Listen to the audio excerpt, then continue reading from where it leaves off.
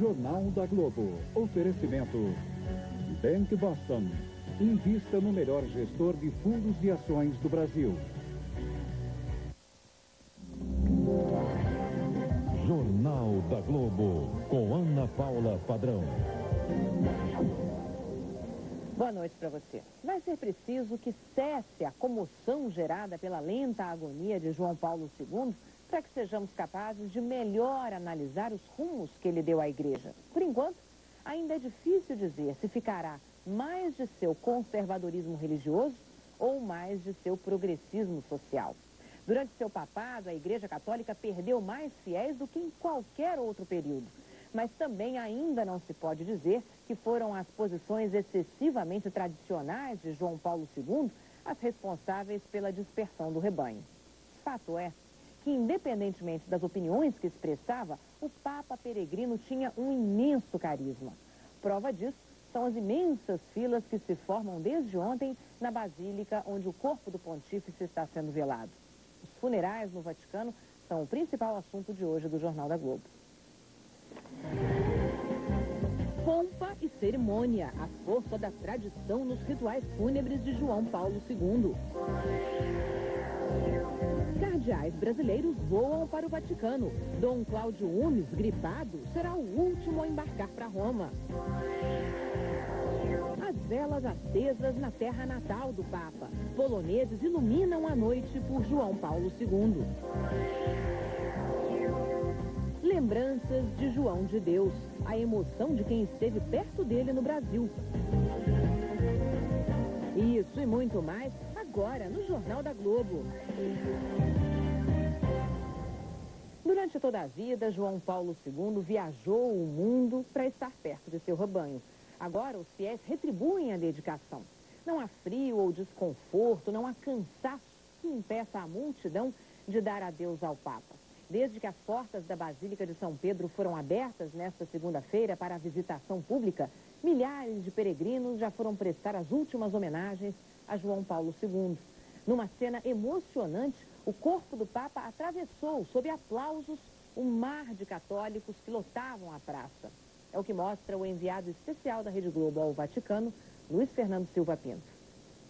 Todos querem dizer adeus. No centro da Basílica de São Pedro, com o manto vermelho, a cabeça coberta pela mitra e o bastão ao lado do corpo, João Paulo II agora descansa. Os fiéis enfrentam horas de fila para prestar uma última homenagem àquele que os conduziu ao longo dos últimos 26 anos. A Basílica estará aberta dia e noite até quinta-feira, com pequenas pausas para manutenção durante a madrugada, para que os católicos possam se despedir. Como o Papa não deixou testamento, ele será enterrado em Roma, na cripta da Basílica de São Pedro, como os papas do passado. Os poloneses gostariam que João Paulo II retornasse à pátria e fosse enterrado em Cracóvia, ou pelo menos que seu coração retornasse, um costume local. Mas ele não deixou testamento expressando esse desejo. O corpo do Papa chegou na tarde dessa segunda-feira à Basílica, escoltado pela guarda suíça. Uma multidão acompanhou o cortejo emocionada. Antes de entrar, os 12 carregadores viraram o Papa por um instante para a multidão que ele abençoou por tantos anos.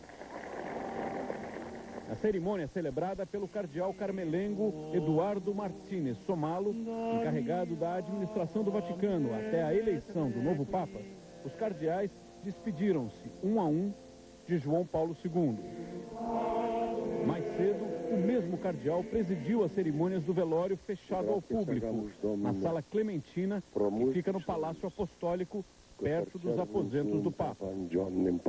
Mais de 2 milhões de pessoas devem acompanhar o funeral. E os peregrinos, religiosos e as autoridades já começam a chegar a Roma. Os principais acessos ao Vaticano já estão sendo vigiados 24 horas por dia. Em Roma, são um pouco mais de 5 da manhã e daqui a pouquinho as portas da Basílica de São Pedro, fechada por 3 horas para limpeza, deverão ser reabertas. Vamos agora então falar com o enviado especial da Rede Globo, Luiz Fernando Silva Pinto, que está no Vaticano. Luiz Fernando, ainda é madrugada aí, eu sei, mas já tem gente na fila para ver o corpo do Papa? Ana Paula, são exatamente 5h34 da manhã aqui em Roma e muitos peregrinos já estão na fila. As primeiras 7 horas de visitação, milhares de fiéis foram ver o Papa. Segundo a televisão estatal RAI, cerca de 500.000 pessoas estavam, nesta segunda-feira, na Praça de São Pedro. O Vaticano foi obrigado a atrasar em 1 hora o horário de fechamento para a manutenção da Basílica por causa da multidão que aguardava na fila. Ana Paula. Impressionante, Luiz Fernando. E a gente volta daqui a pouquinho para conversar mais com você. 3 dos 4 cardeais brasileiros com direito a voto no conclave, que vai eleger o novo Papa, já embarcaram para a Itália, onde acompanharão o enterro de João Paulo II. Aqui no Brasil, católicos dão prosseguimento às homenagens ao Papa. Em Brasília, os fiéis rezaram na igreja de Dom Bosco.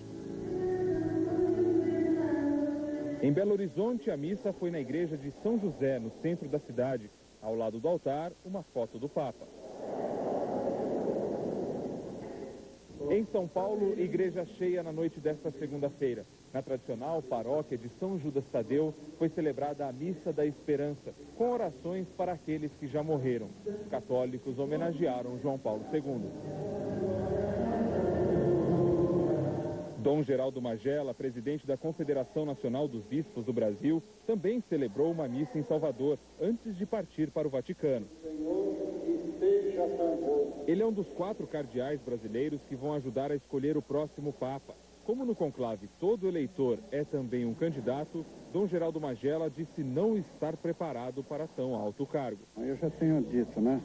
Meus ombros são bastante estreitos para tantos pesos. Ainda participarão da votação Dom José Freire Falcão, arcebispo emérito de Brasília, que já está na Itália, e Dom Eusébio Chaib, do Rio, que embarcou para Roma nesta tarde. Expectativa eu não tenho nenhuma. Eu só tenho certeza que o Espírito Santo vai saber escolher, mesmo que seja através de nós homens mortais, ele vai escolher aquele de que a igreja precisa nesse momento. O 4º cardeal brasileiro com direito a voto e um dos cotados para suceder João Paulo II é Dom Cláudio Umes. Batizado Auri Afonso Umes, Dom Cláudio nasceu em Montenegro, no Rio Grande do Sul, há 70 anos. Há 7, comanda a Arquidiocese de São Paulo, a maior da América Latina. Ele sucedeu Dom Paulo Evaristo Arnes, a quem fez uma visita e com quem se aconselhou sobre a missão de participar de um conclave. A responsabilidade é tão grande que a gente se coloca diante de Deus mesmo, né? Não há outra coisa a fazer. Dom Cláudio é considerado de linha moderada. Mantém diálogo fácil com conservadores e progressistas. Durante a ditadura militar, foi bispo de Santo André e apoiou as greves dos metalúrgicos. Abriu as portas da igreja para abrigar os trabalhadores e evitar confrontos com a polícia. Vicentinho ainda se lembra do dia em que Dom Cláudio defendeu uma passeata de mulheres. Ele se pôs de frente da passeata, na frente da passeata, e todos